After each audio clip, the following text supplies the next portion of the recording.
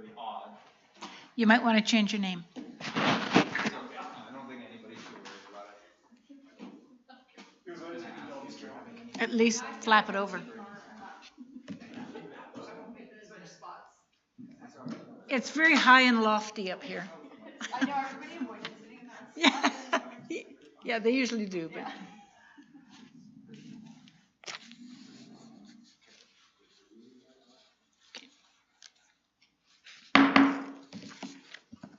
Good afternoon. I'd like to call this meeting to order, this meeting of the Emergency Executive Committee on Wednesday, April 20th, 2022.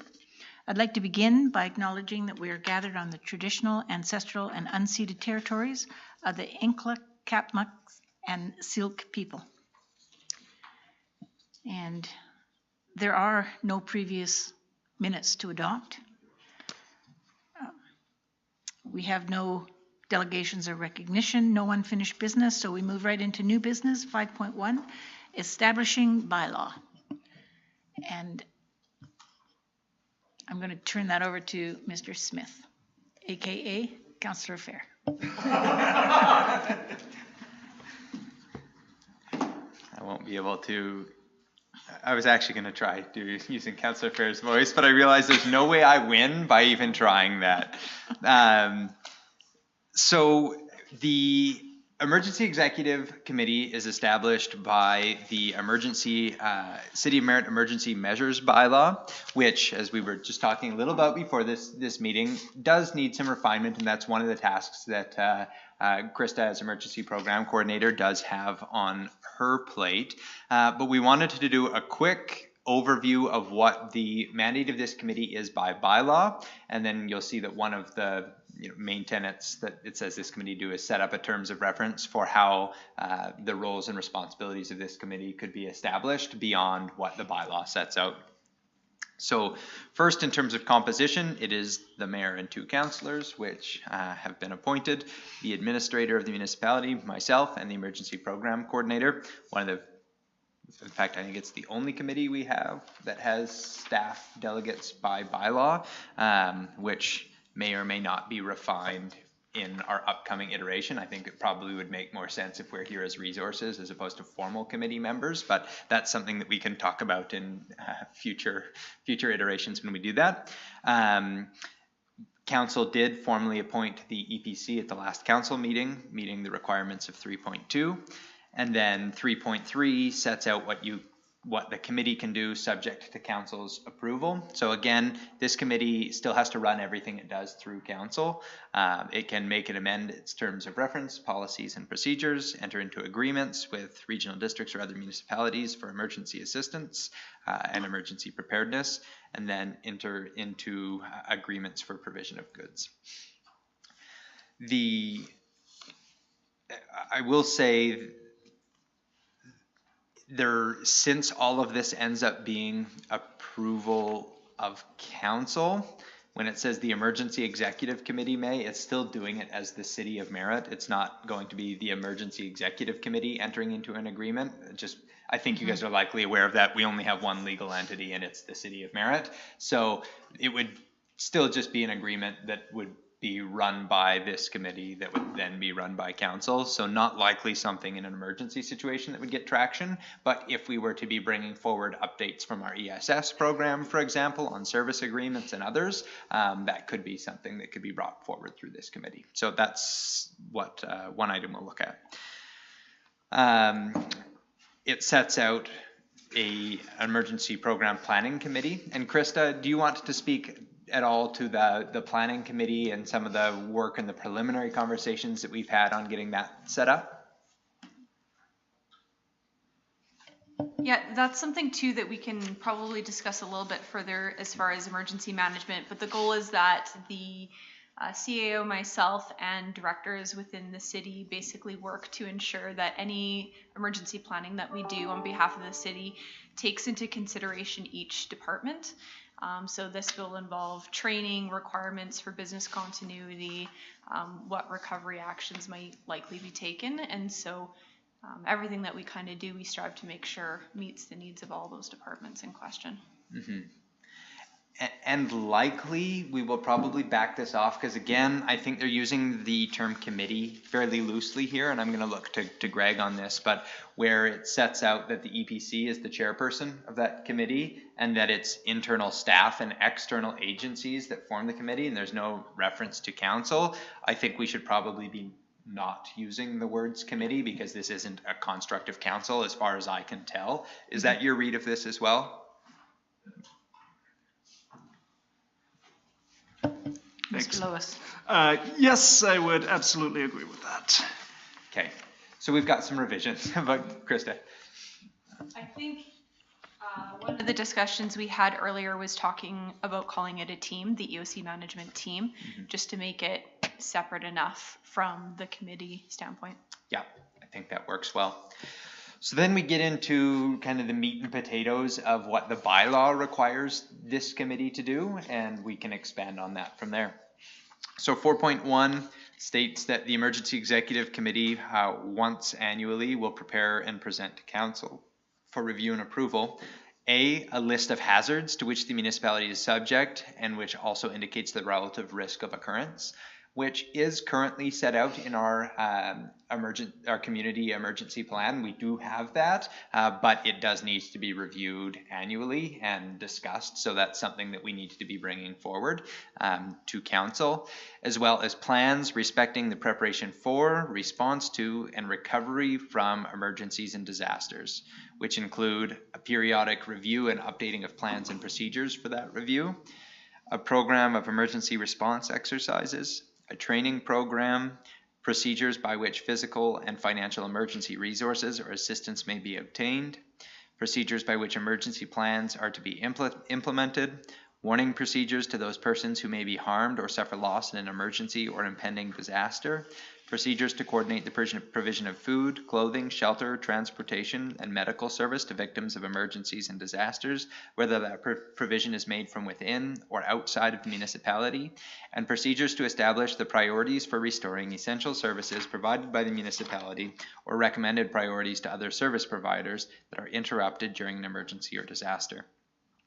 So this, though it's just one section, as you guys can see, it's incredibly broad, that basically puts this committee in the position of reviewing and recommending alterations or amendments to basically every plan, procedure, and policy that the emergency program is going to run, ranging from all the way on the response to the ESS to the recovery sides of the spectrum. So primarily what we as staff had envisioned was bringing these plans to you for review, discussion, and update is the primary function, but would love to hear your feedback if you think this is kind of in scope, what else you would like to see, and what else we might need to refine into a terms of reference should council, or should this committee choose to recommend one to council.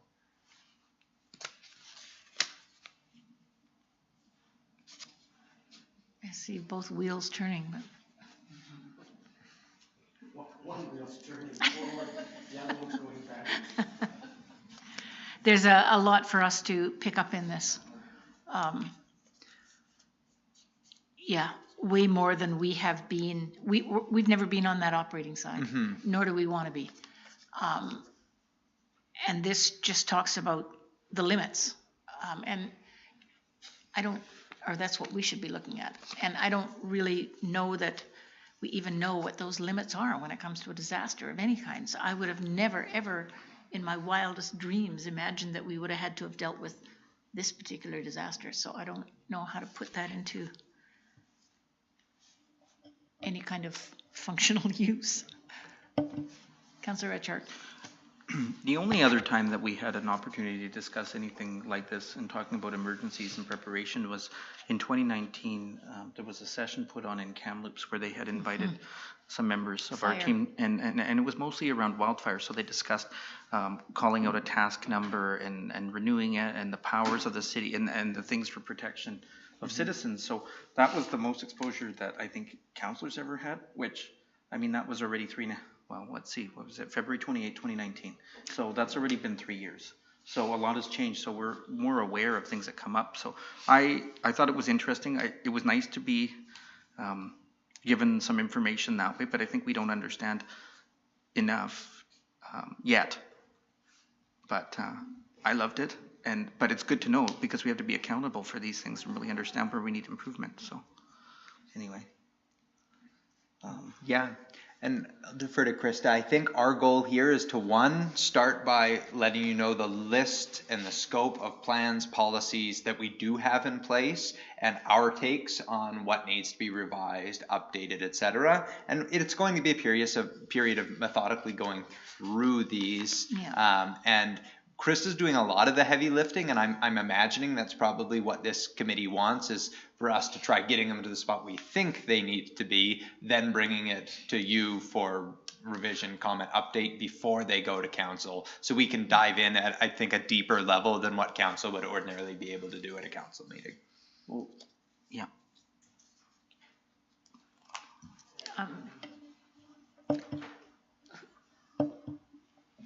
I see this as more information for council so they know what to expect during emergencies. I don't see us as having a particularly active role in coordinating anything, but to be aware as public officials of what the guidelines are and so on. I see it as being something that probably should have been done years and years and years ago with each council. Last year was quite extraordinary as far as emergencies going. We had our pick of fires or floods or flu or whatever we wanted. But generally speaking, council doesn't have a lot of experience dealing in emergency situations, but I think they should be aware of the steps that need to be done. It would have helped during, even in previous councils with when the Nicola would flood. And we've certainly had events on the cold water prior to this, and I think the public perception is that I'll phone, I can find, if I don't know anybody else to contact, I can ask my counselor to tell me where to go, what to do, who to contact. And I don't think that councils have had that experience, at least certainly not in my experience on council, that to really tell people, well, here's who you contact, here's where you go. So I think it's something that's information that council really needs just to stay informed. Krista. So I think that's the important thing in this is that the role of this is really to give you guys the bird's eye view of what is going on and making sure that we've captured all the things that we are indeed responsible for. This is a lot of information and a lot of it is operational, and so it's not stuff that council will directly have their hand in kind of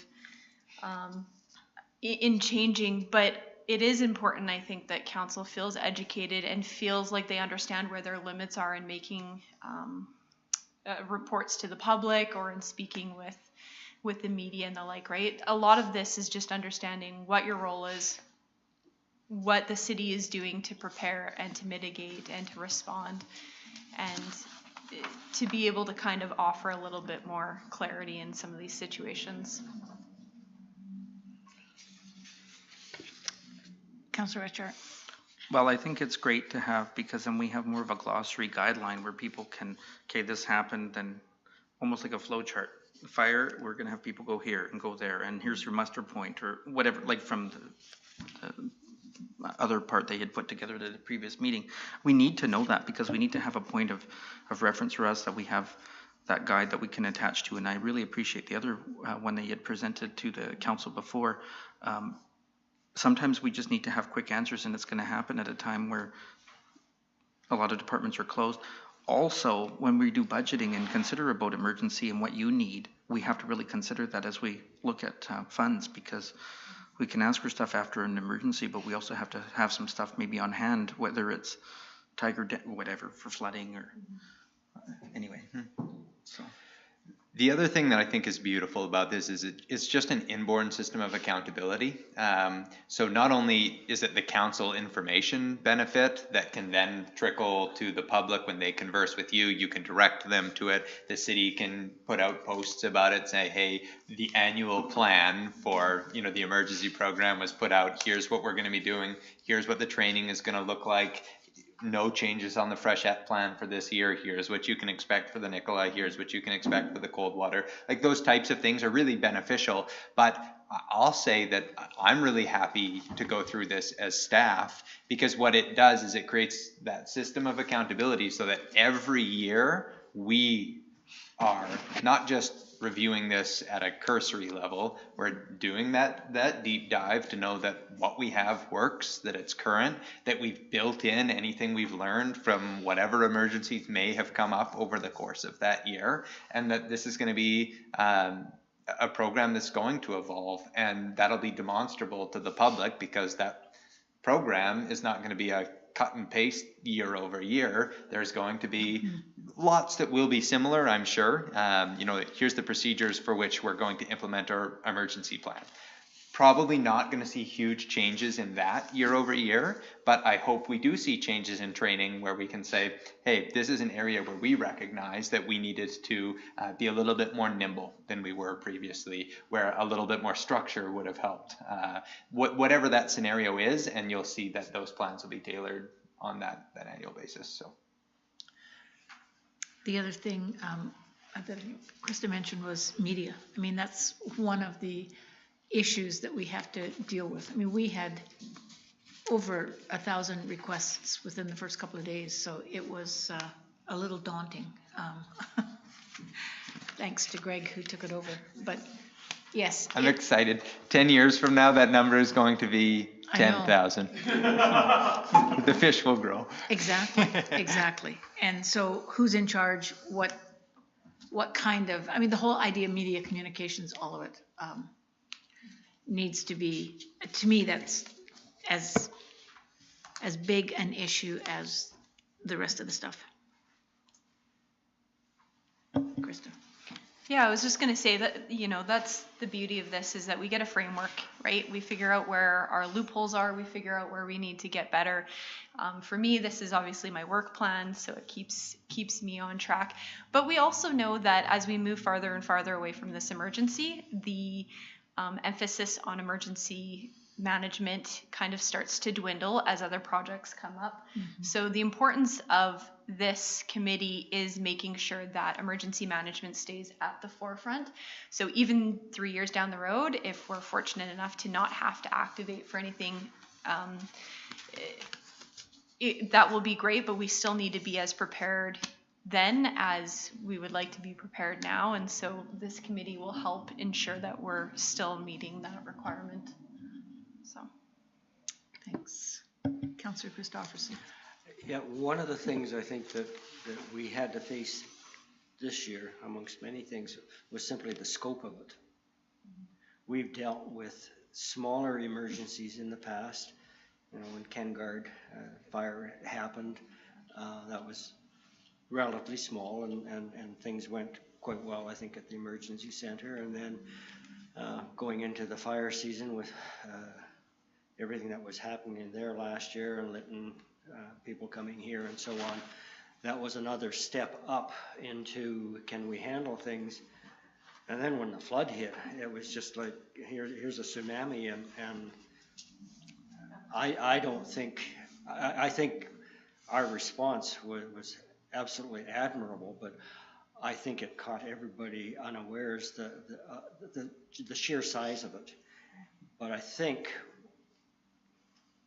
prognosticating a bit, we're going to have to be more aware of large-scale events down the road.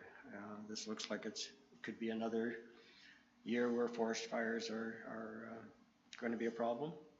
I think there's some up north of Edmonton already. So it's not like it's a one-off event anymore. I think large-scale ones we have to be prepared for. And when you mentioned Tnrd, that wasn't even a state of emergency. That was just handled by our local staff. It's already been 5 years.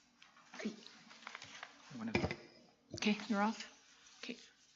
So yeah, that's why it's called an emergency. It's not something we're gonna have every year and get used to.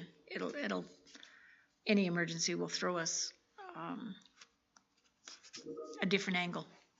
But we have to remember that climate change is what we're looking for, and climate change has to be something we have to address on a regular basis, that we have to anticipate more and more of these things happening. I hate to say they will, but they probably will. Anything else on the establishing the bylaw, or we finished in that? We still have section 5 powers?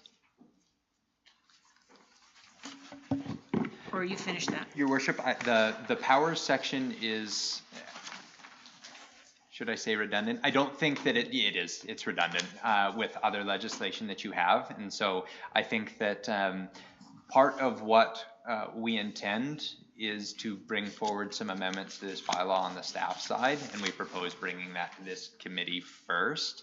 I think the only question that I would have, and this is more important for the councillors, is if you think, and this is not a decision that you need to make now, but if you think that there's something that this committee should be doing outside of this annual report and reviewing the things that are listed in that section 4 to create that annual report, that's where we may have needs to create a term of reference. If this is all you want to do, we probably can just leave it with the bylaw amendment, but if you have direction on that, we would take it. Councillor Christopherson. Just a question, when we're dealing with this throughout here, it talks about the mayor and so on, but again, I think this is where this committee needs to make all of council really aware of the duties, because I was kind of caught unawares of when Mayor Brown was away and I was the deputy. It really hit me between the eyes, the scope of what was happening. And I notice in here where it says the mayor may declare a state of local emergency. Now, was that the case here, or did the province tell us we had to declare it? So it was up to the mayor. Well, if you had been gone, I don't think I would have been aware that would be one of my responsibilities. But that was one of the things that we made council aware of the evening before staff knocked on doors, was that this was going to happen. And we didn't have a motion, I don't think, but we had an agreement that yes, a state of emergency was what we needed, and Yeah. we kind of... And I think you were probably well aware of that. But I think had you been away at that time and it had fallen on me. It's great feedback. Yeah, I don't know whether I'm sure you would have guided me through it and so on, but I think probably I would have been caught unawares of, oh my goodness, I have to do this. Yeah. Emergency program. Yeah. Greg's pulled up the Emergency Program Act, and I think that the key is there needs to be an understanding of what comes from legislation versus what is a city policy that is to round out that legislation, because there's lots here of permissive authority. Here's what a local authority can do. Here's what a mayor can do. And oftentimes those authorities can either be delegated. Some can, some can't. It'll depend on the nature of whether it requires a bylaw or whatever we're looking at here.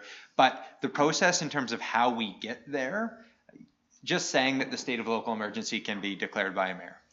It's a very round, true thing, but how is it going to get there? Most likely, and it's understanding that process, there's going to be a recommendation from the EOC director, or it could be the emergency program coordinator at the outset of the emergency. That I think that's what you're getting at, Kurt, is just what you can do is different than how does something actually get to the spot where the mayor knows whether to declare a state of local emergency or not. That's a lot of pressure, and you have to round out that system, and you collectively need to understand that well. Yeah, and that's my point there, because I think that we were very, very fortunate that we had the team, specifically you three, that could guide us through something of that scope at that time. I don't think, having served on 3 councils now, that the previous 2 councils would have been prepared for that scope. And including the administration, I really think that we lucked out in this particular one, that we had some expertise to guide us through. That was not luck. That was well designed. Yeah, but I really think that previous administrations probably would not have. I think they would have been overwhelmed. Now that's kind of being judgmental, but I do think that we were fortunate in having the team that we had during this emergency to guide us through it. Because I really have a hard time imagining what would have happened, say, 8-10 years ago. If you just reference the dream team, that works. Yeah. And thank you for saying that. That isn't necessarily how we view it, because, maybe we're our own, worst enemies with this, but there's always a focus on improvement for us. And again, there's lots that I will say that we did well, and there is so much that we, again, will need to implement into our program to make sure that we do even better next time. And lest we forget that we did not have any announcement or warning. There were many things in place, but our team did not have any of that. They went looking for this information on their own, given the weather. And that is what brought all of this together. Otherwise, it could have been an entirely different scenario. Councillor Echard. Christine, do you still want to comment? I guess the thing that I think is that I don't feel that we lucked out. I think that what we've done is decided to put the right people in the right job. When you decide to come onto council and work with mayor, I hope that people are thinking about doing positive change for the community, and I think that's why we're here. Obviously, the people that are in the positions are because they're the optimal choice for the position, and that's why we've done and been able to survive how we have, and things have worked out well. And so I think that by realizing that we were going to have these flood events, because in 2017 and 18 we had high water on the Nicola side, and then realizing that that was a large focus for flooding, we made that a large focus on that side of town, and I think we're well prepared for that.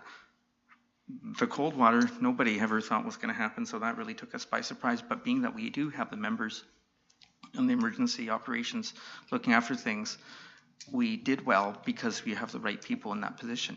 And this is where we have to maybe, the schools do the fire drills every year. Well, at least they used to, around October-ish. That's what I remember it used to be. And so we need to do the drills and practice what we expect and have the imminent, there's imminent threat. Working in insurance, there's always been imminent threat and what's a concern and what are you anticipating? And we'll be more aware probably because we're always constantly looking at river flows for freshet, and that comes up a few times in the year. I'll be paranoid at the end of the month because typically the end of April and early May is high water, and I think we're more focused on that for future anyway, because just because we haven't had to worry about that in the past doesn't mean that we won't be thinking about it top of mind in future. So we can practice with evacuation orders for council every now and then? Just put out a scary email every now and then and see how fast people react as a joke and see how fast they call you. And then you'll know if they're... Use our emergency program, send scary emails. See if they respond to you. I'm all over that. But then if you get the response and you can say, this has been a drill by emergency operations, thank you for your response. Yeah, and everything will be just fine. Yeah. Okay. Anyway. We probably won't do practice evacuation. No, orders, but we need to review our plan. And yes, I'm with you on that. So have we beaten this to death? You're going to bring it back? We'll bring the bylaw back. And to full council, not, To this committee first. okay, Yes. okay, This committee first. that's fine. Can we go on to 5.2, freshet preparations? Thank you, Your Worship. Again, not knowing the full scope of mandate for this committee, and you will find that this is not necessarily something that's in the bylaw, but whether this is something that should be coming to this group, coming to council, how you want it, we'll take direction from you as we're starting out here. So what you see on the board that Greg's pulled up, we'll talk about in just a second. Don't get too distracted by it. This is the 2020 curve for the Nicola River at the outlet of the dam. Wow. Yeah. And so what I want to show you is the program that we've set up for the Nicola River, which again, we have the ability to do because of having some limited forms of control in conjunction with the province. It's no longer Sarah Simon that's operating the dam there. Jeff Thabal, who historically was the dam operator, is the one that's there this year, and we've had a couple conversations with him. Krista was recently on a call with an update as well, and so we'll fill you in a little bit as to what this year's plan is, and you'll find that it does look very close to what we did in 2020, which is contrary to what we did in, well, not what we did, what happened in 2018. And so we'll show you the differences between those. On the cold water side, again, the preparations not having any forms of control in place. We're largely at the mercy of nature. That being said, nature is performing well, continues to perform well for us with below median snowpacks for this time of year. And we're coming into kind of the aggressive melting season. And so admittedly, it's been quite a cool April, which I think has slowed that. But when you pull up the snowpack figures here, we're in a strong position for both the Coldwater and the Nicola River. Again, same as what we had indicated on that last call. Potentially trending more towards the drought side of the scenario, and then we are flood side of the scenario. Is there any concern with this prolonged cool season that nothing is melting, that all of a sudden we're going to get hit by a heat wave, and even though the snowpack isn't huge up there, if it's a really hot spell, it's going to melt really fast. So I can speak to that based on my last. yeah, oh perfect, and Greg's pulled up the curves here. So are we looking at shovel nose here, or is this is Brenda? So the blue line that you see on there is Brenda Mine, and so you can see we just started at a significantly lower point. We did have pretty good melt through the start of April, and it was so much earlier than what you saw here. So even compared to last year, 2020, 2021, we are still ahead of the curve. So long as that melt starts in the next couple weeks, we're in a fine position. And I think that the volumes are low enough that there isn't any serious concern there. But Krista, feel free, please do provide the update from your perspective. Yeah, so just based on the meeting, thanks, Madam Mayor. Based on the meeting, listening to River Forecast Center, basically their only concern was going to be if we stayed cool for all of April and then we're hit with an extreme heat wave. Extreme being like over the 25-degree mark for a prolonged period of time with the increase of rain. So it's really like we have to have two things kind of simultaneously happen at once in order for us to kind of kick out of what is looking like a fairly favorable season so far. So yeah. So again, we're not going too far to boldly predict weather, but coming into this weekend, we're hitting the high teens, which is like the freshet sweet spot. We love high teens. That is a phenomenal place for us to be coming into it. As Krista said, you hit high 20s. That's not necessarily a great spot, but if we hit high 20s and we're already, halfway further down the curve by then, it's not going to make a difference unless we get slammed with more rain. With rain on top of it. So, again, from a snowpack perspective, we're looking good. I want to now go back to that the graph, the 2020 chart, because I think that it's important for council to have a bit of a detailed understanding for the strategy that we run on the Nicola River and how it has changed and differed to really minimize the risk for our community. And we've done that in consultation with the province, in consultation with upstream communities, in particular Upper Nicola Indian Band, as well as the Tnrd, who has properties along the lake there. So the main point that I want to note here, Greg, if we can pick the date, the first, sorry, back up there, just hover over the block. First date that has a dot over 30 cubic meters. Okay, May 4th is the first date that we had a reading of over 30 cubic meters. And then give me the last date we had one over 30. The 25th of June. So you can see it's not quite 2 full months where we ran 30 cubic meters. And so this is, this is a pretty good full 6 to 7 weeks of a high flow through the Nicola River. And what you'll see, now I'm going to have to go over there and control this. When I compare this with... Can you turn the... yes, thanks. Thank you, Your Worship. When I compare this with 2018, you'll see how wide that looks like because of how long there is between it. Let's apply the same chart for 2018, and you'll see way higher flows over a much shorter period. So the amount of time over 30 that we ran was, again, May 4th, same day. So you can see where you start to ramp with freshet tends to be this early May, is the typical conditions. But instead of June 25th being the last day, it was May 30th. So we basically, the freshet window was cut in half, and some of that is conditions. It was favorable to do that in 2020. It would have been tougher to do that in 2018.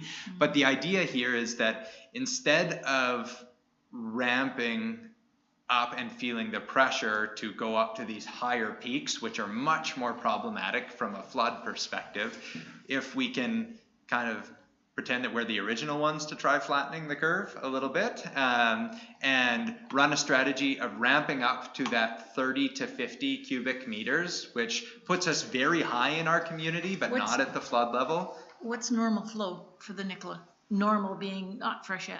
You want to see what it is right now? Yes. Okay, let me, sorry, no problem at all. So they're letting water out on the Nicola right now from the dam, so we're a little bit higher than what I guess you would call normal, but we'll pull it up and give you a look.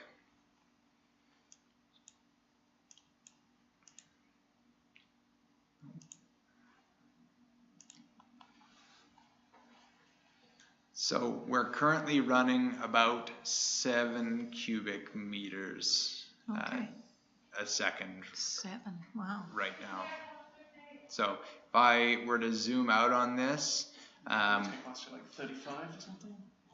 Yeah, I don't even think we got any higher than the mid-20s last year. And again, snowpack was pretty comparable. I'd say we were a little bit lower. Let's see if when this zones out. Yeah, 22.5 was kind of our peak flow volume. So just at no point was freshet ever really a concern. I would think that again, conditions are indicating that unless we got smashed, this is probably closer to what the curve is going to look like for us this year. But want you to see that the strategy is to get it up to a higher level, leave it there for longer so that there's more capacity in the lake that gives us additional ability to absorb shock.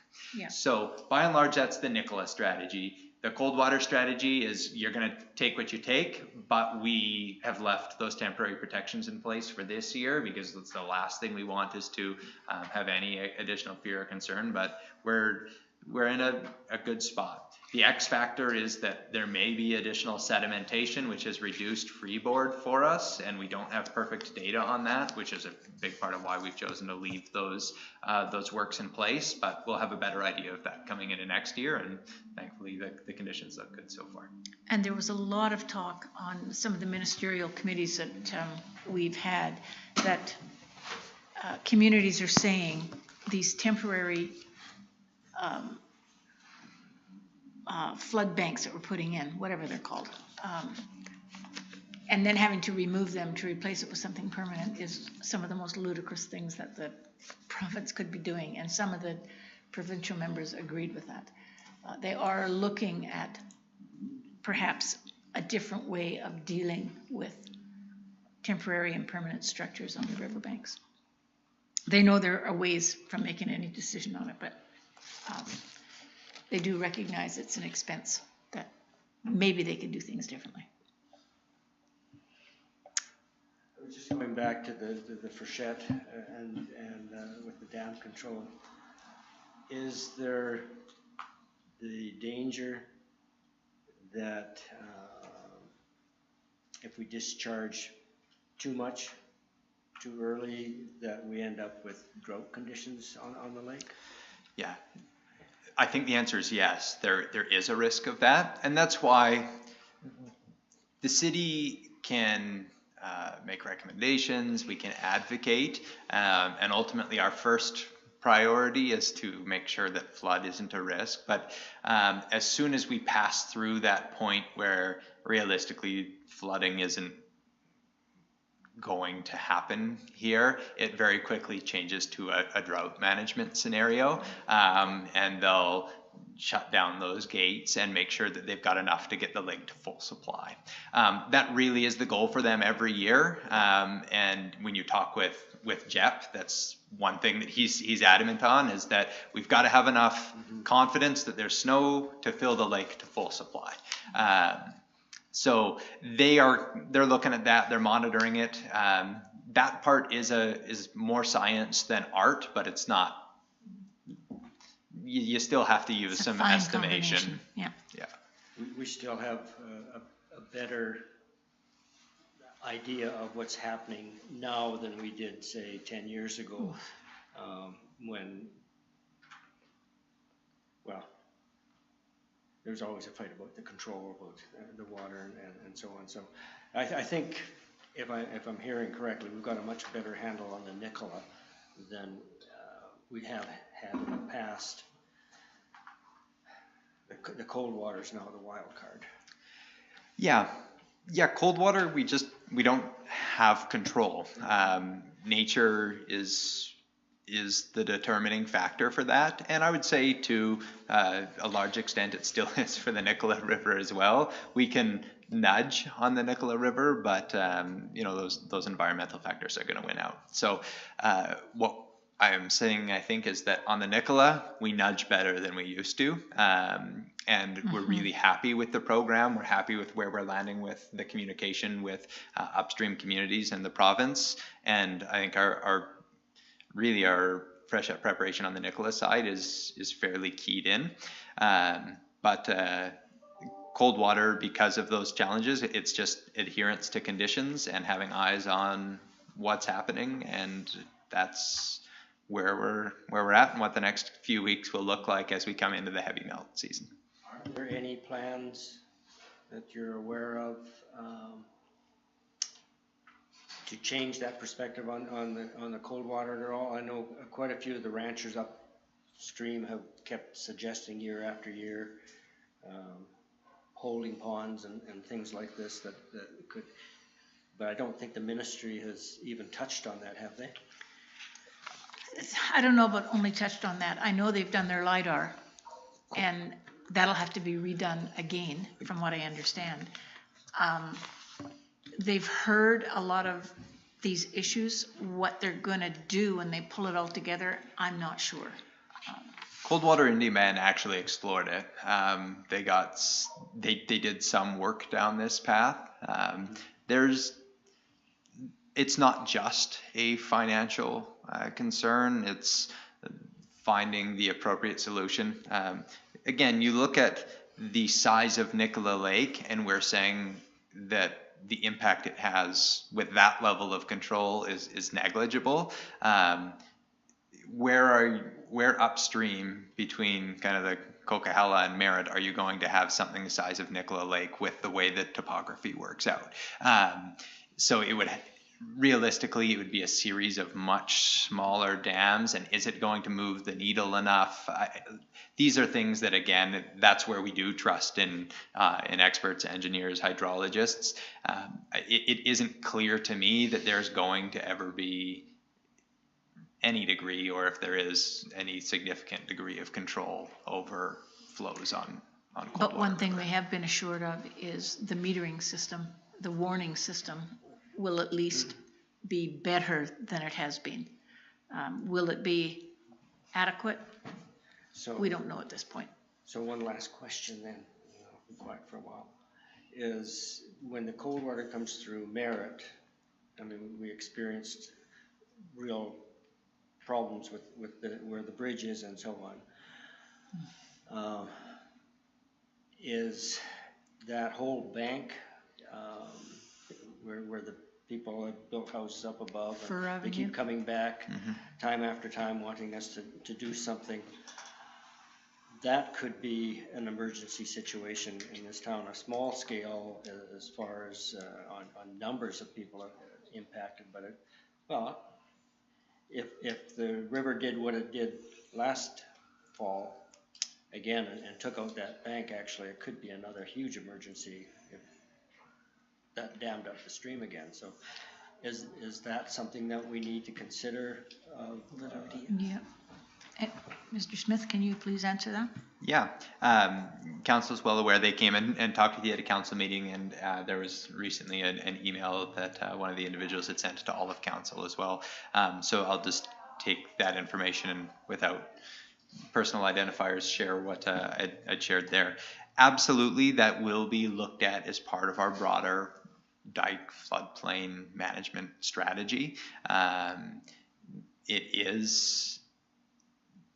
There's risks with erosion of that bank. I don't want to understate that. What I will say is that the same thing that the city's been saying for many years is that it is private landowners' responsibility for protection of their parcel. We recognize that that's a complicated scenario there, and we think that we do have an opportunity right now to advocate with senior levels of government because of what we've gone through to say, hey, we need to look at how we can minimize risk for everyone, including private parties, and that's really what our diking and our whole floodplain advancement that we're looking at here, that will ultimately be submitting to that Disaster Mitigation Adaptation Fund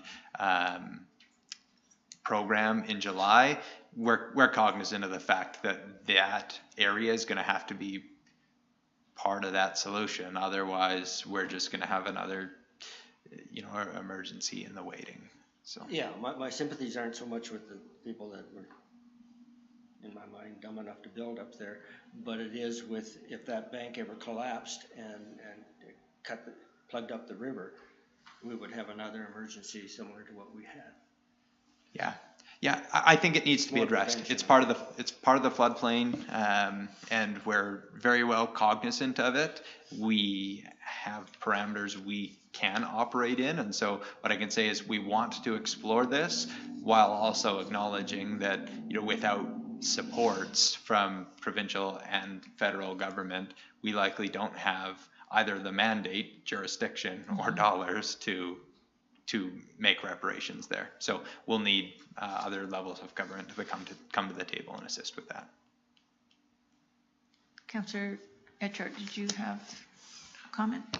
Well, I know that a lot of people were concerned about that bank, but also even further up by McMillan area and whatnot, because people were worried about the riverbank, because even though it's been shored up around the Claybank area, I know a lot of people are concerned around the McMillan Street area, because even though there's nothing directly city infrastructure there, if we don't have that one shored up enough, people are concerned that maybe water will enter that way and damage from other points, because if it's a low enough point. So I know that's But McMillan is Nicola, right?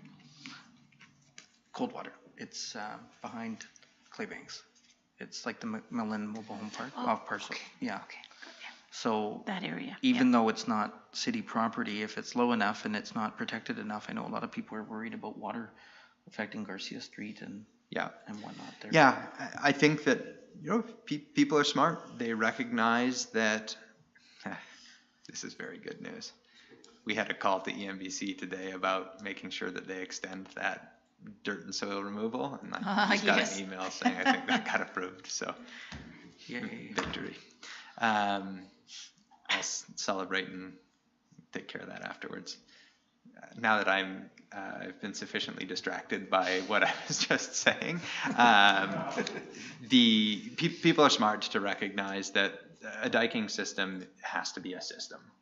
It has to work together, and that I know that there's been a lot of anxiety and at times frustration about saying, hey, obviously city, if you don't do this, this is what's going to happen here.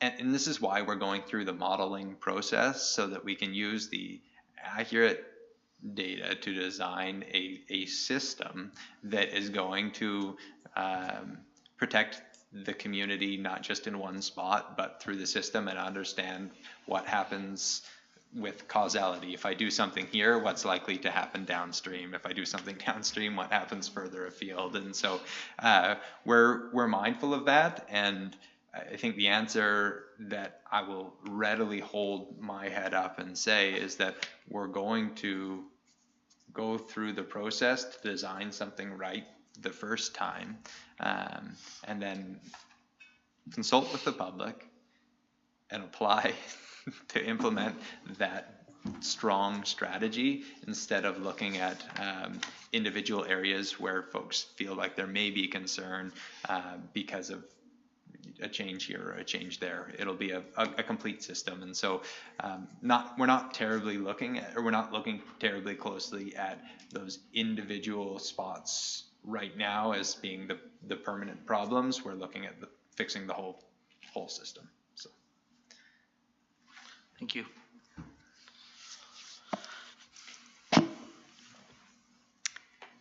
So are we okay with fresh air preparations? We can move on to 5.3, 2022 training.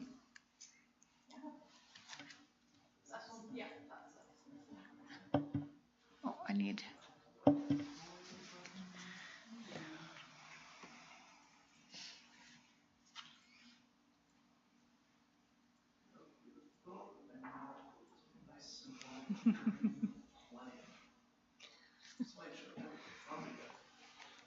Okay.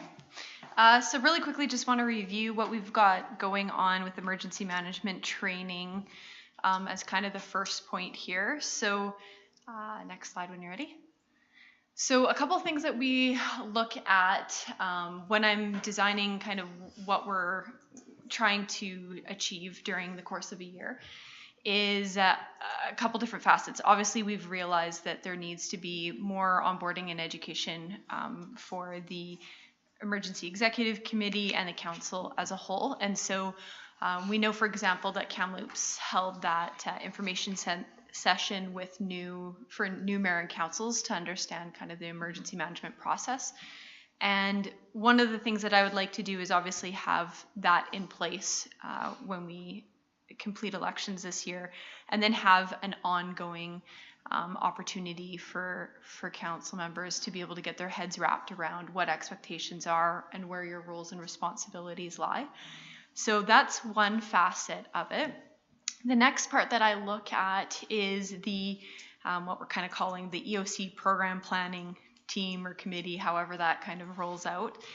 And that training is specific to the members that will sit in as part of the EOC team. So directors, section chiefs, and then all the support positions that go within that. And right now we're kind of waiting on a grant to confirm whether or not, kind of in what order we're going to attempt some of this stuff, because there is a cost to providing all of this, but that's one consideration. The next thing that I look at is our emergency operations team. And so as part of a whole, and as you guys have seen through the cold water flood, there's a lot of interagency response that occurs throughout the process. And so right now we have kind of a loosely based team of outside agencies that we work with. And one of the things we're looking at doing is building that team out so that we're a little bit more competent and confident in how we work with each other, which will involve some tabletops and some exercises as we move forward. And then the last kind of part here that we're looking at is what we're doing with our emergency support service volunteers. And so we have the onboarding of a new volunteer emergency support service director and deputy director.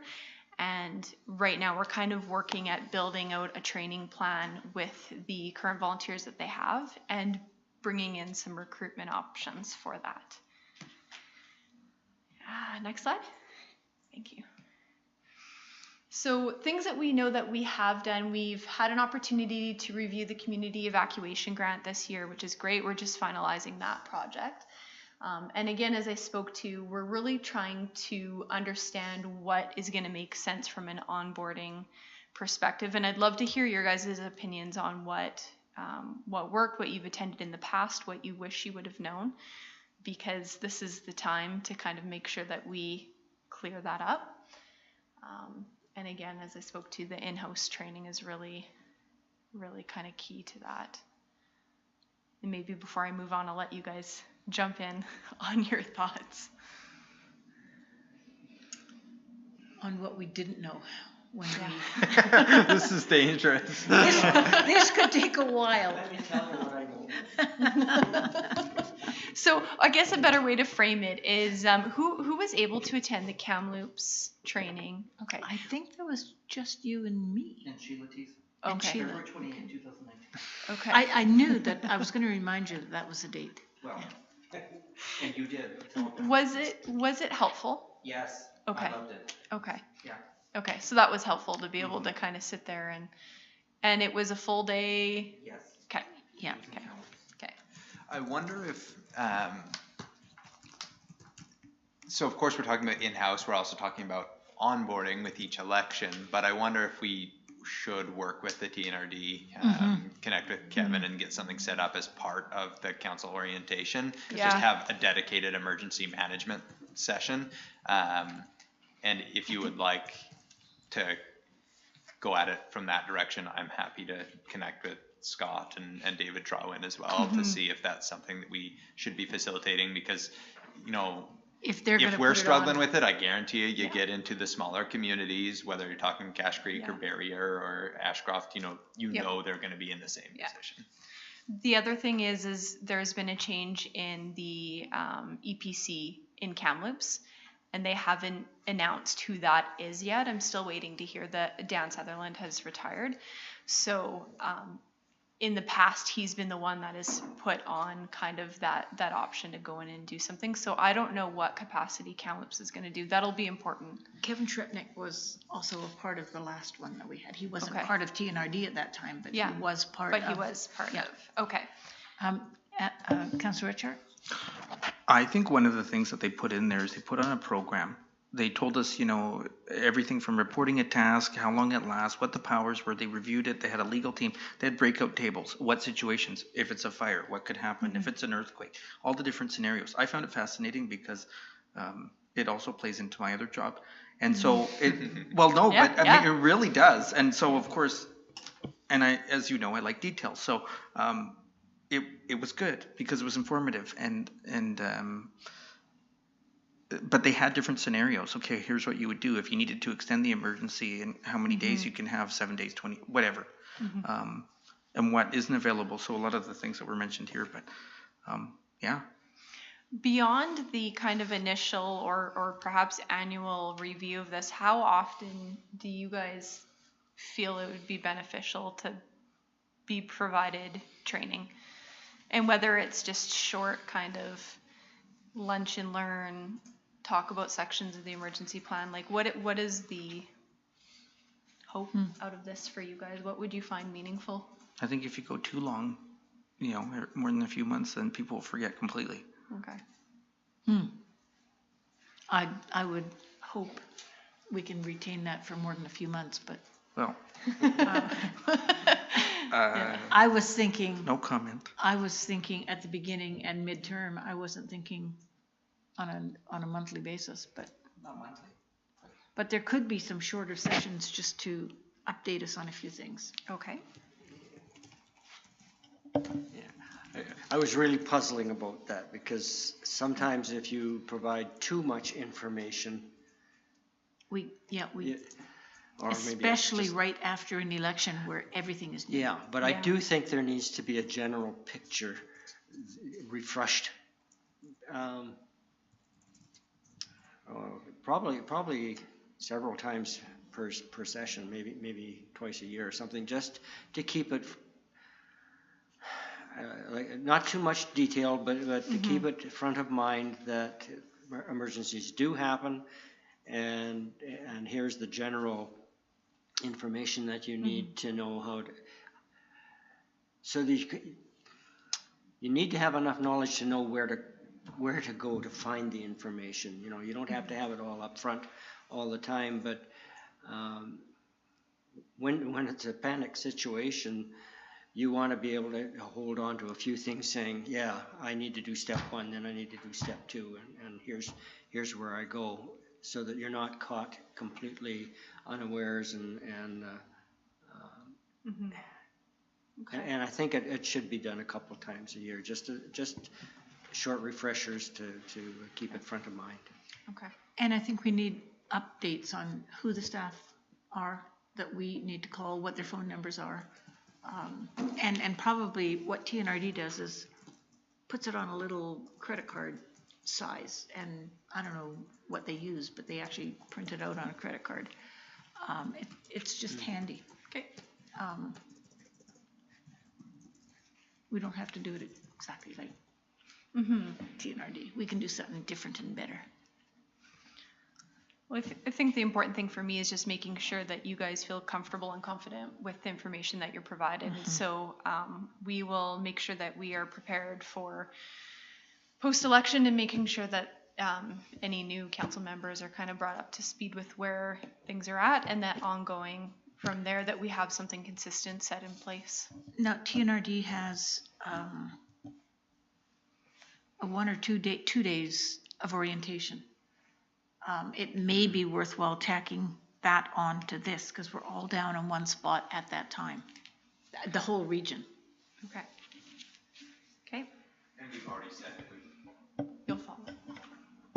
Thank you, Your Worship. We have already said that we will be a part of that. Yeah. So adding that on makes sense. And then we, of course, will need to have separate training where we go through, all right, so we've gone through the general emergency management landscape, but what are the specific requirements of council in the city of Merritt? What do you speak to? What do you not speak to? Who's going to be the voice to things? Like there's lots of training outside of this that we'll need to nail down as well. But I think that if we can get kind of the full day general overview or the half day general overview with them and have another half day here, that probably covers the landscape, at least for the first introduction, as well as we can get. Yeah. Councillor Richard. Well, the last council had their orientation day, November 5th, 2018, and it covered a lot of different pieces. And then we had the first piece, November the 9th in Kamloops, and then we had LGLA, which had a lot in January, and then we had the other one in February. It was great. It was just a lot of information all at once. But if you had something like something for the city of Merritt, you call it the EPM, Emergency Preparation Manual, where you had like a little collated book. Well, here's all the fine things, and you handed it out with the laptops and everything. What we don't know, we can refer to in the glossary and kind of have a term of reference there. Just a thought. That's a lot of work. Start guides. But I mean, Krista's really good at this kind of stuff. Yeah. I mean, She's this like is just an idea. my It's favorite just an person. idea. The second you say collating, I'm like, oh yeah, I know my person.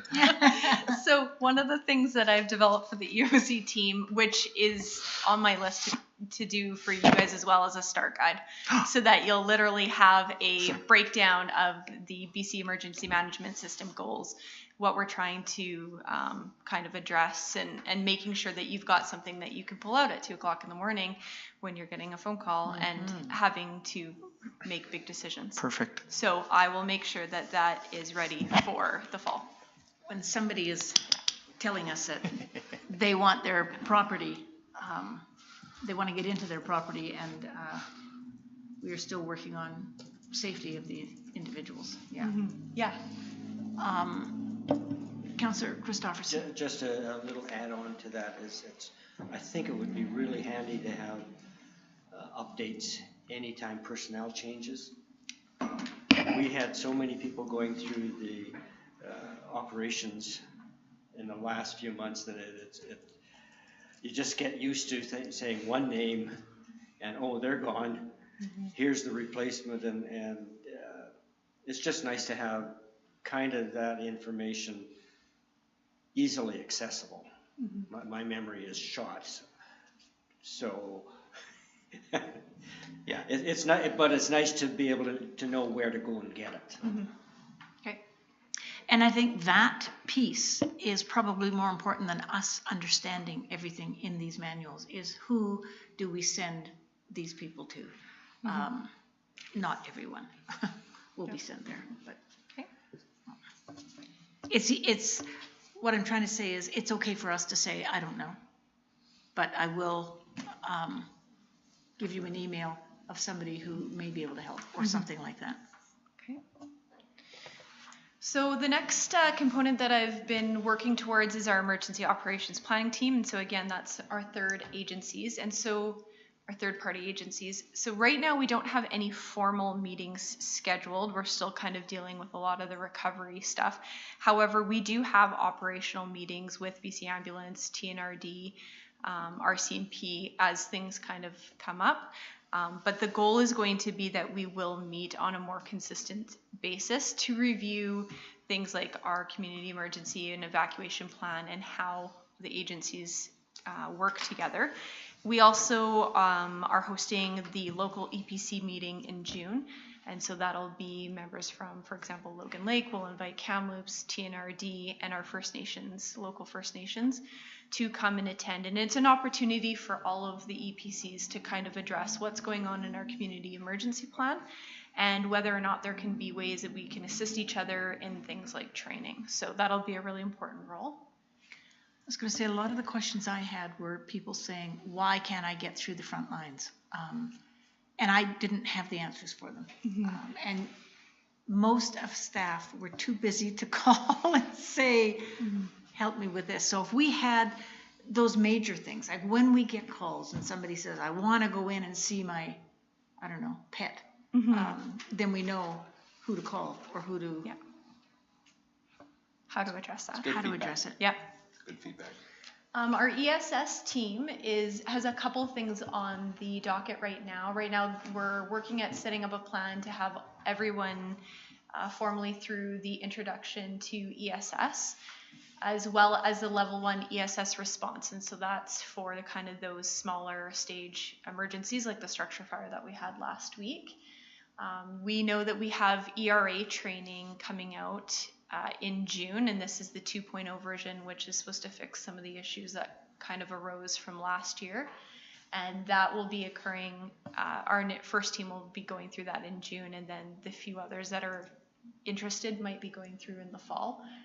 The other thing is as part of a grant, we have In Emergence coming to do a tabletop training session in the fall as well, is what we're looking at for a timeline on that one, which did get pushed. Our goal was to get it done before Freshet. But it's just really not lining up with the onboarding of a new ESS director and kind of still dealing with cold water flood stuff. We're a little bit delayed in that, but we're excited to complete that portion of that. And if we can back that up, we're also looking at revising the whole system so that it is computerized, right? Yeah, so EMBC, so the program itself is a program that's run by Emergency Management BC, and we kind of facilitate the program through our volunteers. So they have come out with this 2.0 modernization, and our goal is to really make sure that we capitalize on the resources that they've provided for us. It is a little bit of a learning curve, but I think both our new ESS director and deputy director are prepared to kind of get their team where they need to be. So that'll be an important transition. So I was just thinking, for us, in the middle of the night, we phoned over to Kamloops and said, we're sending 750 people, or something like that. And how do you round up volunteers in the middle of the night? So the way emergency support services typically runs, and is the way that we will also be running, is that you essentially have a team that's on call. So right now, if there was a structure fire, as there was last week, the incident commander of the scene would call up to dispatch and notify them that there are going to be persons that have been displaced due to the emergency. And they call out the ESS director. And they basically have, similar to our organizational chart, kind of a call out system. And they'll notify individuals based on the scope. And so one of the things we recognize is that we threw a lot at Kamloops and Kelowna and Vernon and everywhere else. And so part of training our own team is to build a team that has capacity to work as a mobile unit and go and support some of these communities if we ever have that situation, right? We might be able to send some of our own. But Kamloops, for example, they also run that system. They have a call out of X amount of volunteers that they will call on an emergency based on the scope, and they kind of filter in. It's not an easy program. You're asking a lot of volunteers, and people have jobs and they have lives and they have other obligations they have to meet. So this program will always kind of be on the grace of the people that show up. So That's one of the things that a few of the mayors that were affected, Princeton, myself, Abbotsford, are the ones I'm thinking of, are talking about on a regular basis with EMBC, is to change that program to not to be a fully volunteer program. There needs to be some kind of structure there on a permanent basis. Because it isn't just about getting them through their programs, it's about giving them access immediately so that they can survive. I mean, for Kamloops, I know we sent them far more than what they could handle. On the other hand, we had a whole bunch of people out in the cold, and that has to be addressed somehow. They could have pulled them into a gymnasium somewhere or somewhere. I mean, they could have and should have, in my mind, done something to alleviate that issue. Yeah. One point that I think is understood, but I wanted to make sure it is, because I've heard, or maybe I'd like to make a slight refinement to this, the comment that we sent them 750. Ordinarily what happens is we work with Central Pre-Oc, who will coordinate this, and so we say, hey, we're going to need to evacuate people. Again, in typical circumstances, they reach out to these communities. Can you house these people? Can you stand up your ESS to do that? And so that would be a more typical process. Here, because it wasn't freshet season or fire season, they weren't necessarily ramped up or mobilized to be able to do that the same way. So we actually, I think Krista and I made a lot of ESS calls in circumstances where that wouldn't normally be best practice. I'm not saying it can't happen. We can do it and try and support in that regard. But there's a few challenges there that they've heard and we're working through. But given the state of emergency and climate change, this is probably going to happen again in the off season, as we would refer to it as. Krista. just one of the things I also want to highlight is that our ESS system wasn't as robust as I would like it to have been during then. And those volunteers had worked 3 months, even just our own, right? Had already been activated for 3 months.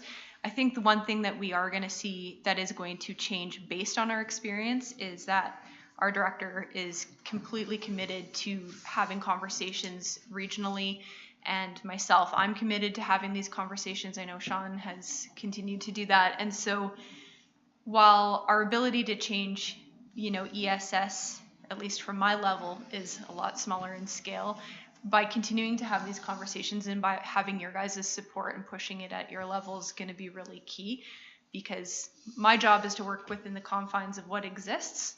whereas you guys might Yeah. have some ability to kind of push for where that change really needs to And go. when you have ideas, we would love to hear them because we could help push for those ideas. And I need to state that I am not dissing any one individual on the ESS team. I think the people who volunteered for that team worked their buns off to get people to where they needed to be. It was not the individuals, it was the system that I'm talking about that is flawed. Yeah. Just to make that very, very clear. I'm not sure who. Councillor Christopherson.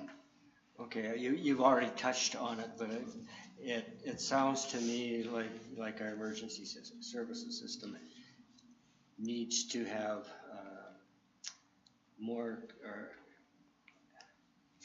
a better way of coordinating amongst themselves, because I do think that we're probably heading into an era that there's going to be more of these things, and size-wise, we thought this one was absolutely huge, sending 5,000 people out, but it could be a drop in the bucket if there's an earthquake down in Vancouver or whatever, where there's massive evacuations, and it's more than just being localized now.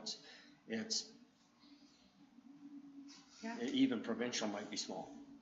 Yes. Imagine all of Vancouver coming up towards this area, and let's find accommodation for them all. I mean, that is where they need to have some kind of temporary housing units sitting around available for some of these communities to be able to handle that kind of a disaster. That is a legit fear that keeps me up at night, is that it's not just us. Yeah. That we are the first stop, and my mind definitely plays out the way in which we would have to figure out how to support them, for sure. It's, Tense. It's kind of mind-boggling, but I think we do have to think of how we handle The great evacuation. Yeah. Yeah, I mean, relatively speaking, 5,000 people wasn't a lot, and it's it not all of overwhelmed us. Vancouver, that's for sure. And again, what I will say is, if there is a circumstance where the majority of the Lower Mainland is evacuating, realistically, we're talking about an earthquake. And what I am now looking at 100% is, anybody want to make bets on the state of infrastructure, highways, systems generally in the middle of that? Like, we have to be ready for it, but it could be United States evacuations. We have to broaden our minds to what this might end up looking like, because we realized firsthand the vulnerability of transportation systems in emergencies. You can't just count on those being functional if the emergency is bad enough. Hence our airport meeting tomorrow. Any Did you have more further comments? questions on Councillor ESS? Or? No, I think it's great if it's going online. It would probably help expedite things so that, the different departments can see it, much like how I think development permits happen within the city now, where it goes to more than one person, not just you get this and you get this, the old piece of paper that takes 2 weeks to process. That's the best thing that could happen. And I think it would help expedite applicants and move them along so we can share information quicker. And it's not if, it's more like when things are going to happen and what's going to happen. But also if it comes to an earthquake, I mean, if you saw all the videos from the Christchurch earthquakes, 2012 and 2013, it will take a long time for Vancouver to get here anyway. There'll be liquefaction and everything. It's like more things to keep you up at night. I've seen terrible videos from insurance companies. It's scary. Anyway, on that, thank you for that. Yeah.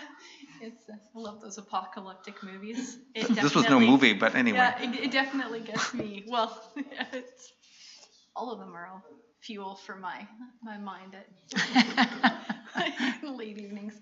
Okay. So the other big component of this is just getting our heads wrapped around how we prepare our EOC operations team.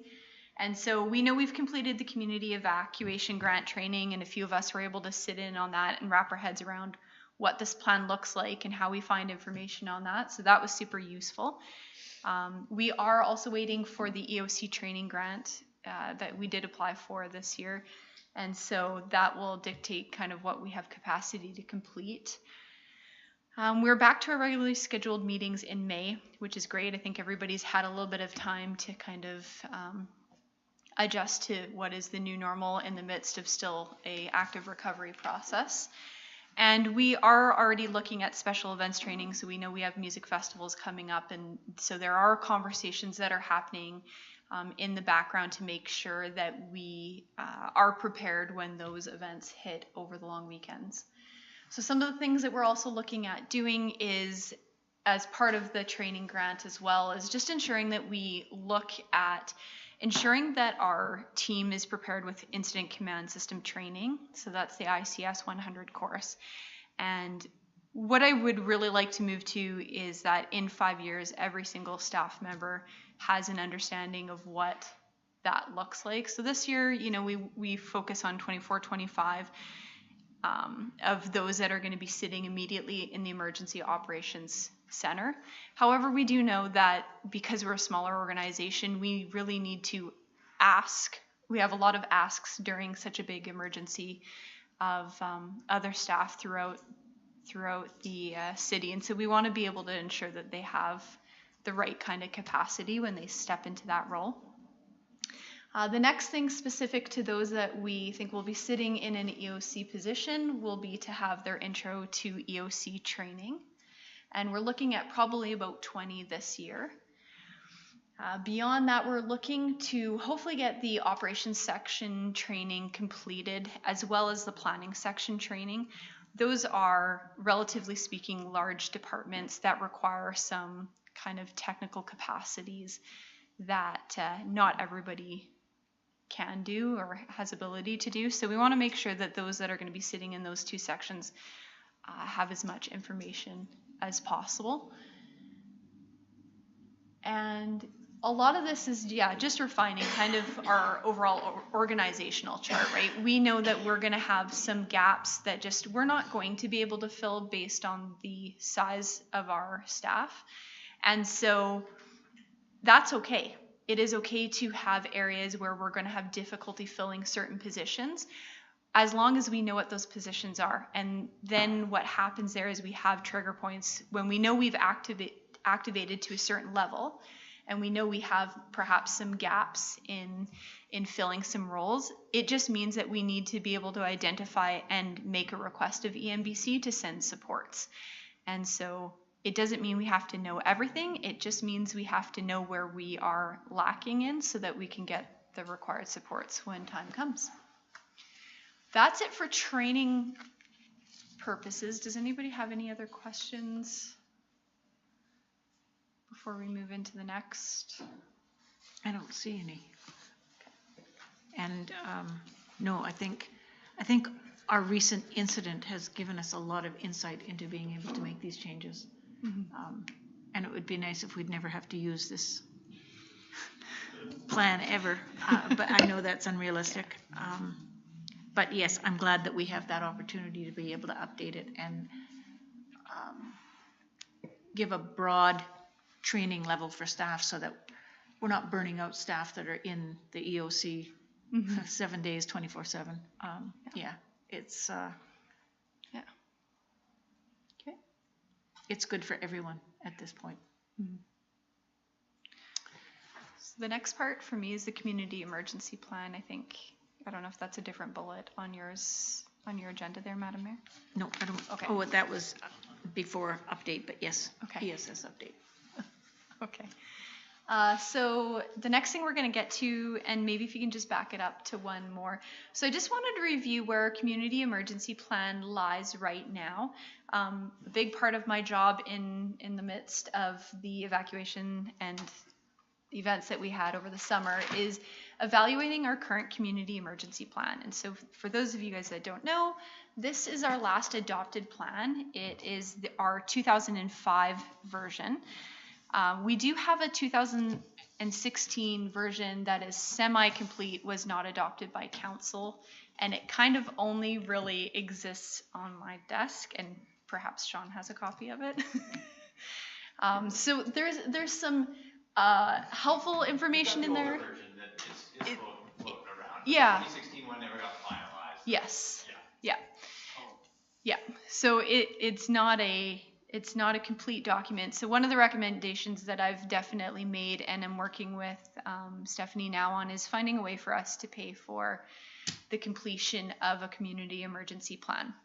And basically what that does is it creates the basis and the framework for how we manage in emergencies and also outside of it, what we do for preparedness and mitigation, as well as recovery. So in that are also the appendices, and I just wanted to give you guys a quick layout of what I have been doing and where we're kind of standing. Our emergency call-out steps, we're kind of in the process of trying to get that onto Teams so that it's super clear and anybody can kind of have access to it. That sits in the EOC, as well as our contacts and our organizational chart. Those are both in the process of being worked on as well. BSEMS was out of date because it was still based off of the old system, so it's kind of a sticking point for me. It's not that much of a change. It's just a word difference there, but we will update that as well. And the EOC roles and responsibilities, I've taken a look at those. Those are pretty much standard across the province and across the country. So it'll just need to be kind of updated when we put this all together in one set. Next slide. Other things that exist in our community emergency plan are things like the bylaw, which we know needs to be addressed, our EMBC declaration, and powers of local authority. Some of this is being changed slightly based on our review with the province there. They are working at doing a modernization. And so a couple things will change, like how long we can put on local states of authority. They're going to extend that so we're not, Thank goodness. yeah, so that we're not having to panic about our 7-day deadline. Not just with 7 days with an EMBC state of local emergency. We also have to look at extending the ESS. Yeah. And I keep saying over and over again, what happened with ESS in Kamloops was they went there, they were given 3 days worth of supports, and they had to come back on that third day, and there were still lineups that hadn't gotten in to get their first day, and yet they overrode them because they were being renewed. It was just, it was not very well organized. And again, a system issue, not the individuals. Yep. You, I know, have mentioned this at one point, but this is actually something that we've had some advocacy for and are getting traction on, is recognizing that where the typical system for ESS and how it's really designed to function is a 72-hour bridge. Like that's its primary, it's how it was initially structured and set up. And there is some talk right now about basically creating a second stream where, depending on the nature of the emergency, so it might be ESS in the traditional form for like the structure fires that happen for kind of more the level 1 activation type approach. But the second you have kind of whole communities out, that there's some degree of inevitability that it's going to be months down the road, that we need to try and smooth this out for people so that it's not herky-jerky, always being nervous about the next deadline. And to some extent, here we are 6 months later, and we're still going through always being nervous about the next deadline. I must get my soil removed by April 30th or else. Red Cross supports are going to be what's happening on this date or else. And I think that part of this is creating a system so that people can understand what dates mean, that they're very often soft deadlines for things. And if there is a hard deadline, that we're really clear about that at the outset. So people know one way or the other and can adjust accordingly. Because the day will come where there are hard deadlines on these things. And I've mentioned it over and over again to both Minister Blair and Minister Farnworth that it's great to talk about the infrastructures and the needs we have for the city, but these are people's lives that we're talking about. And when we talk about putting them in these, having them in this situation, that there needs to be a little bit more support for them to understand at the beginning that this is not going to be 3 days, and to have them come back every single whatever. It's just, there's got to be another way. They're under enough stress as it is. Okay. So another, just to finish off kind of the last little bit, still in the process, I think through this we realized that the financial recovery guide is something that I'll have to follow up on. We do have something that exists in here, but I think Sean Strang's going to be a really great resource as we kind of get closer to the end of recovery and making sure we have the right things in our emergency plan for the next go around. I know that he has identified some things that needed to be addressed, and so that will have to be taken into consideration and then implemented so that we're not doing all that work a second time the next time we hit this. Yeah. As well as kind of just reviewing our agencies, emergency agencies. There's just some cleaning up that needs to happen in that document. The other thing that has kind of come out of my review is that there are some components in here that typically exist in newer community emergency plans that will need to be added in, and so this is a list of some of the things that we'll need to make sure are addressed because they can be really useful. So the next thing that we look at is when we get into our annexes, and so right now I'm not sure whether or not the new EMBC requirement is going to include a date, but they did speak to the fact that next slide there, Greg, if you don't mind. Sorry, thank you. Our HRVA, which is our hazard risk vulnerability analysis, is going to be a requirement based on the new Emergency Program Act, which is excellent. What I don't know is if they're going to specify how often we're going to be required to do that. So the version that we have is from 2007. My guess is that will likely fall in the probably a little bit too old column. But we'll kind of listen to what the recommendations from EMBC is before we kind of tackle that one. There's also a few annexes in here that I haven't had an opportunity as of yet to kind of review. The Merritt Airport Emergency Response being one of them. We have a few that kind of sit in that like 2013, 2014 range that might just need small amendments too, but are definitely on my docket of things to kind of hopefully review by the end of this year. And Kirk, can you? The emergency response? Yep. Yep. Yeah. So I don't know if it was ever officially adopted because it sits in my kind of 2016 pile of things that are. That was a year that seems we didn't take things to council. That didn't get too far. Yeah. So I know it was a document. I know the fire chief did some work on it. So it's one of those things that it needs to be reviewed, figure out where we're at with it, and then figure out if we need to kind of amend it, fix it, adopt it, because I don't have enough answers. Yeah, I was just trying to find it. And you don't have a copy of it? Okay.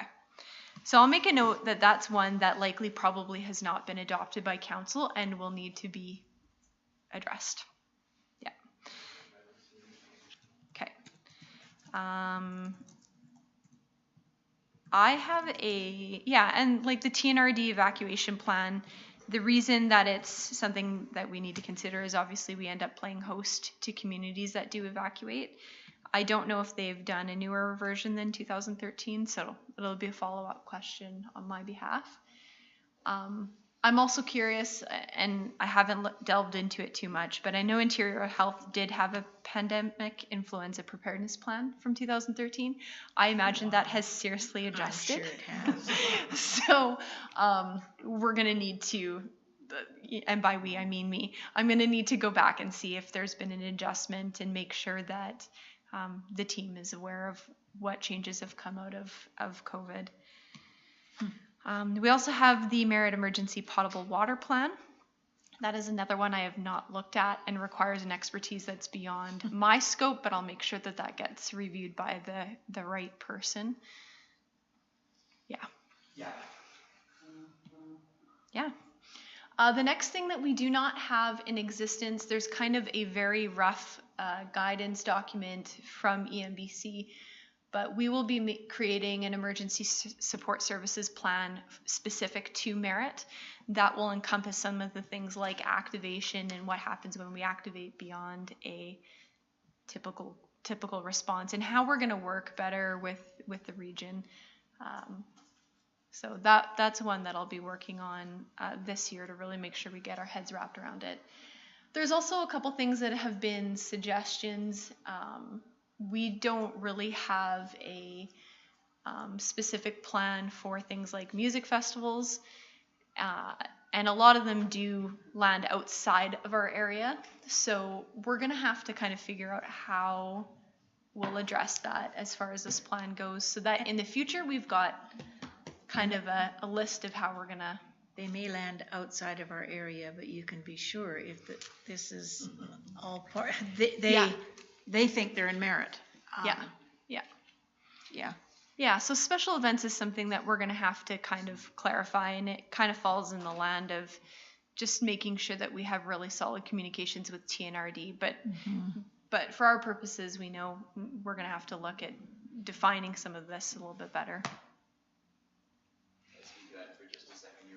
Yeah. Krista and I actually had a really good conversation on this one recently, and I think that a huge part of this is recognizing that, one, we don't step on their jurisdiction the same way we don't want other people to come in and tell us what to do during our emergencies. So it's in their jurisdiction, it's at their boundaries, but understanding that if they stand up, knowing exactly what our kind of procedures are going to be to run in lockstep to theirs, they are likely, or at least we're going to advocate that they're the ones that are going to be on standby, ready to respond, and if they need us, then they'll reach out, as opposed to us being the one that's on standby for their emergency. A few different points like that, because otherwise, it's And hard enough to follow our own. Staff may know that, but even Lower Nicola doesn't have an understanding that they are not the city of Merritt. And we went through a bit of that last year. There's also the concept of boundary extension, and we kind of touched on that a few years back. I don't know if you were involved in that. Very much was. Lucky you. More than I want to admit. Yes. Your worship. Well, maybe that's something we need to look at as well. Just Yeah, no, you're right. From an emergency perspective, it would be clear. I think that it's part of why we don't want to take that on. As we discussed, I think that. previously, it's we'd be looking at a whopping, I want to say it was about $32,000 of additional tax revenue a year for what would likely be Cost us a roughly lot $6 more, million worth of infrastructure upgrades, and we figured that it would pay for itself after about 107 years or something like that. So the economic sense is really the difficulty, and so for us, I think by working with the TNRD and making it so we're as clear as possible, and for the residents, like you say, we have to be clear on that front, who their jurisdiction having authority is. And I think that can be part of our program. When the TNRD stands up an emergency that affects Lower Nicola, we may need to have messaging that goes out immediately as to what their role is and what our role is not. Or so that we can be ready for those. So it's great feedback, because I think that we've felt it and maybe haven't been quite as well prepared and planned out in advance as to how we should deal with that. I think that's bang on with what Krista's talking about. Your worship, I need to make a phone call. okay. Thanks, So Kurt. my grandkids get picked up. Oh, sorry. We're going to be just a few more minutes. I think that's important of all these plans, like everything that kind of resides within the community emergency plan, the appendices, the annexes. It's really designed so that anybody can pick up this document, and if we're talking about a music festival, for example, they know exactly what our scope is. And I think that's key, because there's going to come a day where Sean and myself and Greg are not all going to be in community for some reason at the same time, because we've all gone on vacation somewhere, I don't know. And so if it's Greece, maybe. that sounds interesting. I'm just saying. And so Possibility. the idea is really that this doesn't live with any one person, that anybody that is left to take care of the community has capacity to open up the binder and figure out exactly what their parameters are. And there's a lot of strength in a program that runs outside of people and is really just about positions. So that's the framework that we're trying to be at, so that if we don't have certain people in place, that we can still function. So. Councillor Richard. These comments about the binder almost sound like the beginnings of some kind of event movie that wouldn't be in a theater. You have the binder, and then the emergency happens. Yeah. Kind of scary, but valid, and because that's life. And no, thanks, Krista, for all the information, and also some of the scary information items of, well, we had this, but it never got. Yeah. It shows the deficit of planning that we're going to get the joy of. Well, not the necessity. Yeah, and the reality is this position sat vacant for 3 years. Yeah. And I think there needs to be some recognition that you do with what you can based on who's in play, right? And my goal is that, we develop something so that as players move and things change, that the program can still kind of exist. Do your we best. know that climate change is here to stay. It is not going away. We can't change what that outcome will be, and we will need to implement this again and again and again in some manner. Yeah. If not for us, then for our surrounding communities. So. Absolutely. Right person in the right job. There you go. Thanks. Yeah. That's why we appointed her, right? I think the whole point she's trying to make here is it's not about the people, just get the job set up well, and then it doesn't matter who's in it. Yeah. Well, especially if everyone is trained for all positions. I mean, that's. Yeah. We want to remove the fear of like, oh no, Sean's sick and Greg's away on vacation and Krista's on a structure fire and can't be, somebody can't get a hold of her. The goal is that even without the three of us or some of our others, that, hopefully we can still do it justice. That's the important thing. I'll sleep better knowing that that's where we're at. So. And I think we'll sleep better knowing that we've got a plan in place. Whether that plan actually works, it'll always have to be tweaked. But we're going to test it, and it's going to be good to go. Because that's the beauty of this. Test it's never just a plan. Are we back to evacuating the council? Then we test it. Council? Wait for your joke email. I don't want joke emails, okay? Well, we've had a baptism by fire already this year, and so I think the mindset is there that we want it to work.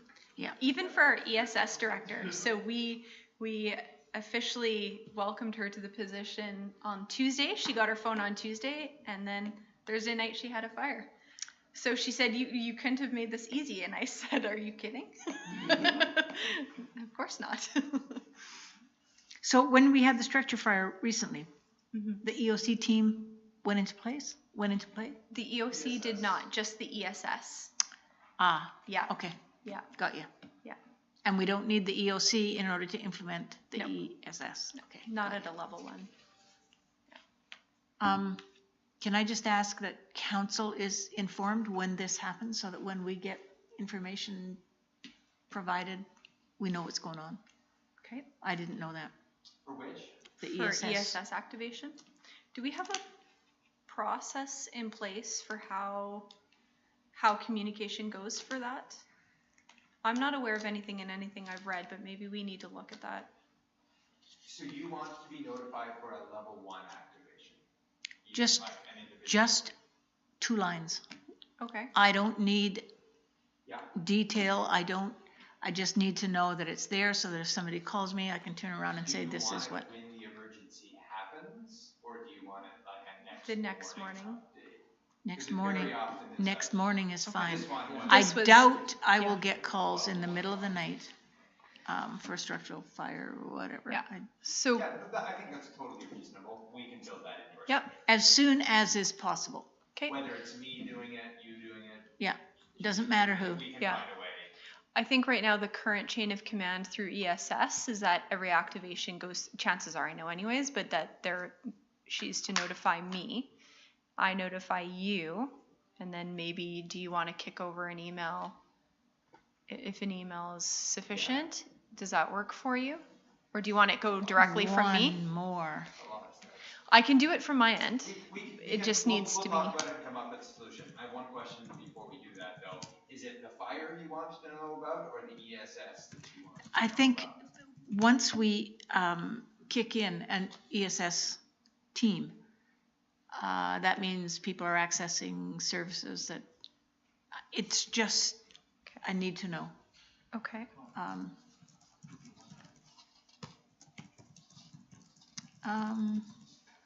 Could it be one house? So an ESS activation level 1 is typically one house up to like 12 individuals. So it could even be a duplex. And then a level 2 is something a little bit larger. That would be something similar to our Tnrd manor. And then a level 3 is what we experienced with the cold water flood. I still think it's worthwhile knowing about. Okay. Because when I respond Yeah. to other people, I don't know that these things have happened. And We I just can asked do that. We will build out a structure. I won't Yeah. promise what the structure is Yeah. gonna be, but you don't Yeah. really care how it gets to you. No. You just want it to get to you. Yeah. So I think that's. and I don't need detail. I just need to know it's happened. Okay. And this is you as the mayor or all of council? All of council would be, at this point, if I've got a need to know, then they probably do also have a need to know. Or I can go to you and if you think it's. Yeah, but why not do it if we're doing it, Just cutting do it out once. bodies, then Okay. Yeah. mayor and council is Do you just want as me to- easy as mayor. Yeah. Yeah.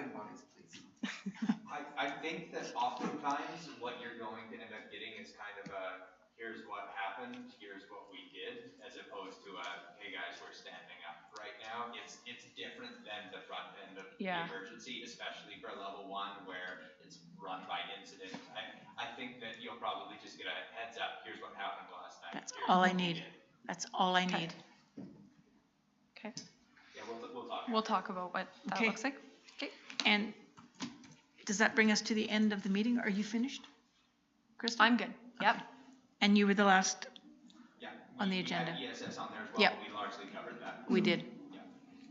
Okay, so this meeting has terminated. Thank you. Wayne just sent us a really interesting